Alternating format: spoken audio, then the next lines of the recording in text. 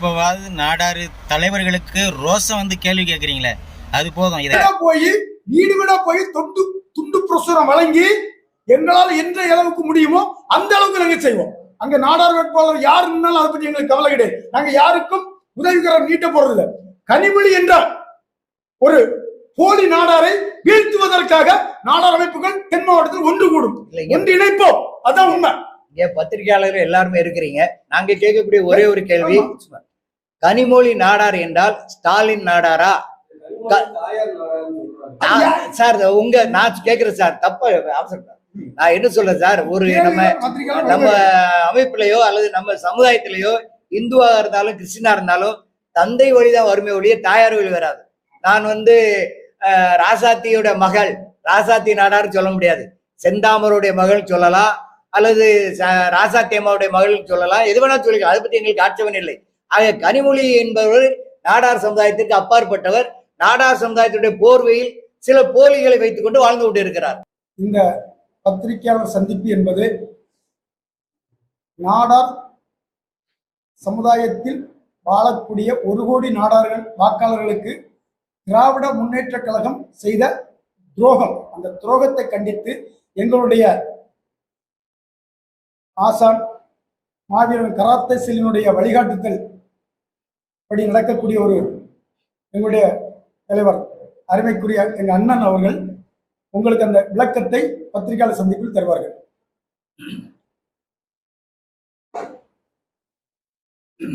அனைவருக்கும் வணக்கம். இன்றைக்கு நடைபெற இருக்கக்கூடிய நாடாளுமன்ற தேர்தலினுடைய பாராளுமன்ற தேர்தலினுடைய சில விளக்கங்களை உங்களுக்கு நான் தெரியப்படுத்துகிறேன்.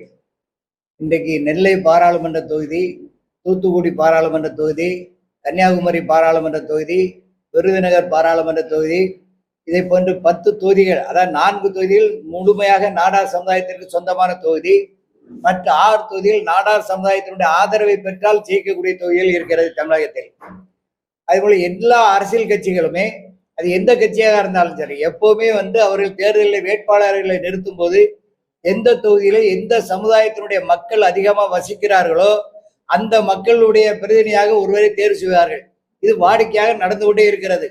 ஆனால் இன்றைய காலகட்டத்திலே திராவிட முன்னேற்ற கழகம் என்கக்கூடிய திராவிட மாடல் கட்சி நாடார் சமுதாயத்தை ஒட்டு மொத்தமாக புறக்கணித்திருக்கிறது.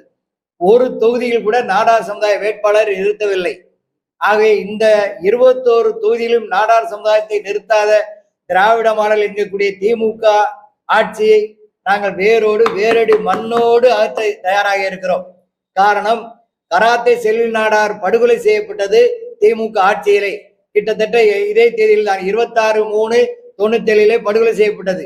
ஆக இந்த மக்கள் மிகவும் ஆர்வத்தோடு இருக்கிறார்கள். திமுகவை எதிர்த்து வாக்களிப்பதற்கு ஆர்வத்தோடு இருக்கிறார்கள். குறிப்பாக சொல்ல வேண்டும் என்று சொன்னால், திருநெல்வேலி பாராளுமன்ற தொகுதியிலே 6 சட்டமன்ற தொகுதிகள், 1 நாங்குநேரி, ராதாபுரம், ஆலங்குளம், திருநெல்வேலி, பாளையங்கோட்டை, அம்பாசமுத்திரம். இந்த 6 தொகுதியிலே 3 தொகுதிகள் 50% நாடார் வாழக்கூடிய தொகுதி. நாங்குநேரி, ராதாபுரம், ஆலங்குளம் 50% நாடார் சமுதாயம் வாழக்கூடிய தொகுதி. பாளையங்கோட்டை 40% நாடார் சமுதாயம் வாழக்கூடிய தொகுதி. அம்பாசமுத்திரம் 20% வாழக்கூடிய தொகுதி. எப்படி பார்த்தாலும் கிட்டத்தட்ட 55% நாடார் சமுதாயம் வாழக்கூடிய இந்த தொகுதியிலே ஒரு நாடார் வேட்பாளரை அறிவிக்காத காரணத்தினாலே திமுகவை நாங்கள் புறக்கணிக்கிறோம்.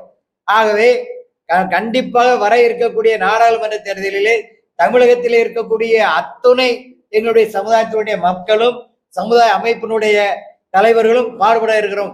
ஒரு தொகுதியில் கூட திமுக வரவிட மாட்டோம். திராவிட முன்னேற்ற கழகம் போட்டிருக்கக்கூடிய 21 நாடாளுமன்ற தொகுதியில் ஒரு தொகுதியில் கூட திமுக வெற்றி பெற விடாது, வெற்றி பெறவும் செய்யாது என்பதை உங்கள் மத்தியில் நாங்கள் தெரிவித்துக் கொள்ள கடமைப்பட்டு இருக்கிறோம். ஆகவே கண்டிப்பாக இது எங்க சமுதாயத்தினுடைய சின்ன சின்ன அமைப்புகளும் சரி, பெரிய அமைப்புகள், நேற்றை கூட தெச்சனவாடார் சங்கம் கண்டனம் தெரிவித்திருக்கிறது. அதே போல நாடார் பேரவை முத்துரமேஷ் நாடார் அவர்கள் கண்டனத்தை தெரிவித்திருக்கிறார்கள். ஆகவே இப்படி எல்லா பகுதிகளும் எல்லா அமைப்புகளும் நாடார் சமுதாயம் இன்றைக்கு ஒருமித்த குரலில் ஒரே எண்ணத்தில் நாங்கள் செயல்பட்டு கொண்டு இருக்கிறோம். எந்த காரணத்தை கொண்டும் திமுகவை நாங்கள் அழிக்காமல் விடமாட்டோம். திமுக என்கக்கூடிய கட்சி நாடார் சமுதாயத்திற்கு துரோகம் விளைவிக்கக்கூடிய கட்சி, கராத்தே செல்வி நாடாரை படுகொலை செய்த கட்சி, இன்னும் நாடார் சமுதாயத்தினுடைய எத்தனையோ பிரதிநிதிகளை கொலை செய்திருக்கிறார்கள். அவர்கள் சரியான பாடம் புகட்டுவதற்காக இந்த தேர்தலை நாங்கள் கையில் எடுத்து வரக்கூடிய காலகட்டங்களிலே திமுகவை வேரோடு வேரடி மண்ணோடு அடிப்போம்.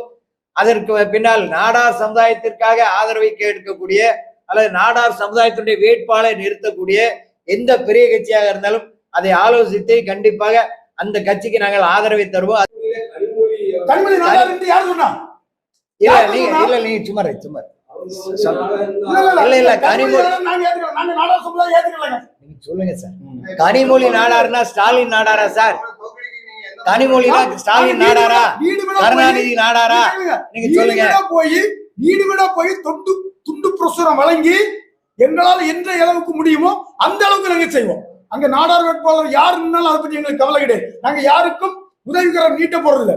கனிமொழி என்றால் ஒரு போலி நாடாரை வீழ்த்துவதற்காக நாடார் அமைப்புகள் தென் மாவட்டத்தில் ஒன்று கூடும், ஒன்று இணைப்போம். அதான் உண்மை.